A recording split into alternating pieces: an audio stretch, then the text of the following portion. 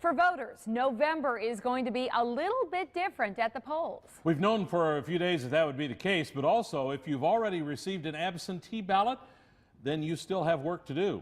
State elections officials provided an update this afternoon on what you need to know about the newly reinstated voter ID law.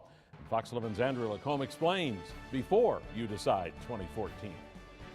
The Government Accountability Board says procedures for Wisconsin's voter ID law have been ready for years. This is stuff we had in the can. The law was in place for one election, a low turnout primary in 2012, but that doesn't mean there aren't questions. The most pressing problem now is absentee ballots.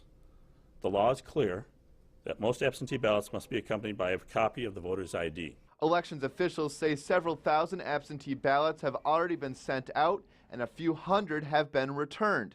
Local clerks will have to contact each of those voters and request a copy of a valid ID. For current absentee ballot requests that have been received, but the ballots have not gone out, clerks will also have to contact voters and inform them they need to submit a copy of their photo ID before the clerk will mail their ballot. So how big of an impact will this have? Here are the facts from some area communities. In Appleton and Green Bay, election officials say 1,500 absentee ballots have been requested in each city, and in Manitowoc, 440 absentee ballots have been requested. Meanwhile, for Election Day in November, the Manitowoc City Clerk says she will carefully train the 70 people who will be working at Manitowoc's polling places. This is going to be a large election compared to the last time it was in place.